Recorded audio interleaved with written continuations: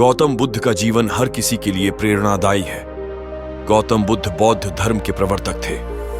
इनका जन्म 483 ईस्वी पूर्व तथा महापरिनिर्वाण 563 ईस्वी पूर्व में था। बचपन में उनको राजकुमार सिद्धार्थ के नाम से जाना जाता था। बौद्ध ग्रंथों के अनुसार गौतम बुद्ध के जन्म से 12 वर्ष पूर्व ही एक ऋषि ने भविष्यवाणी की थी कि यह बच्चा या तो एक सार्वभौमिक सम्राट या महान ऋषि बनेगा। 35 वर्ष की आयु में उन्हें ज्ञान की प्राप्ति हुई थी। वह संसार का मोह त्याग कर तपस्वी बन गए थे और परम ज्ञान की खोज में चले गए थे। आइए आज हम आपको सिद्धार्थ के महात्मा बुद्ध बनने तक के सफर के बारे में बताते हैं। जन्मकाल बुद्ध का गोत्र गौतम था। बुद्ध का वास्तविक नाम सिद्धार्थ गौतम था। उनका जन्म शाक्य गणराज्य की राजधानी कपिलवस्तु के निकट लुम्बिनी में हुआ था।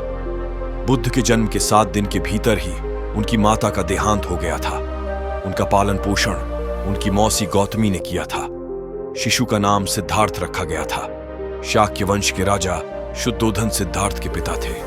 सिद्धार्थ के जन्म से पूर्व हुई भविष्यवाणी से परेशान होकर उनके पिता ने उन्हें तपस्वी बनने से रोकने के लिए राजमहल की परिधि में रखा। गौतम राजसी विलासिता में पले बढ़े।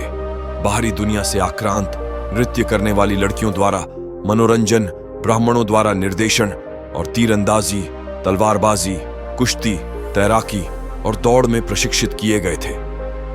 कम उम्र में ही उनका विवाह राजकुमारी यशोधरा से करा दिया गया। दोनों का एक पुत्र भी हुआ जिसका नाम राहुल था।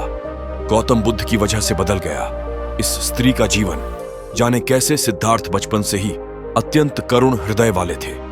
वह किसी का भी दुख नहीं देख सकते थे। इतने प्रयासों के बाद भी 21 वर्ष की आयु में उनकी अपने राज्य कपिलवस्तु की गलियों में उनकी दृष्टि 4 दृश्यों पर पड़ी। ये दृश्य थे एक वृद्ध विकलांग व्यक्ति, एक रोगी, एक पार्थिव शरीर और एक साधु।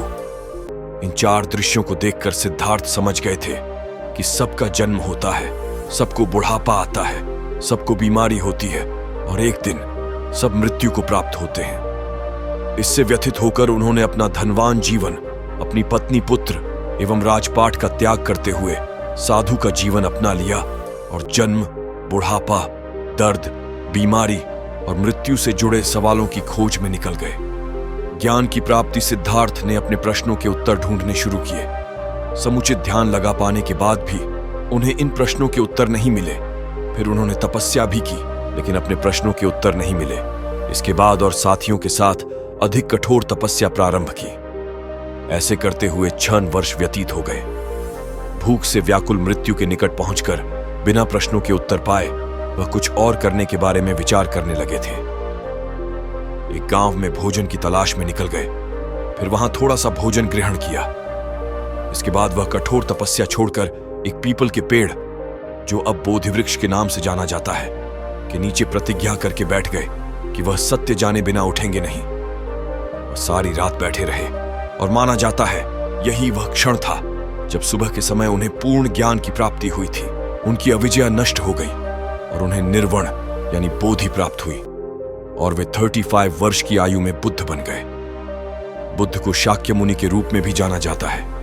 7 हफ्तों तक उन्होंने मुक्ति की स्वतंत्रता और शांति का आनंद लिया।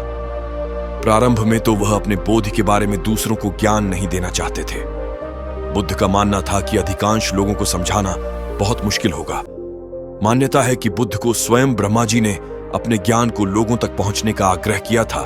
फिर वह इस पर सहमत हो गए। इस तरह उन्होंने अपना पहला धर्मोपदेश उत्तर प्रदेश के वाराणसी के पास सारनाथ में अपने पहले मित्रों को दिया था।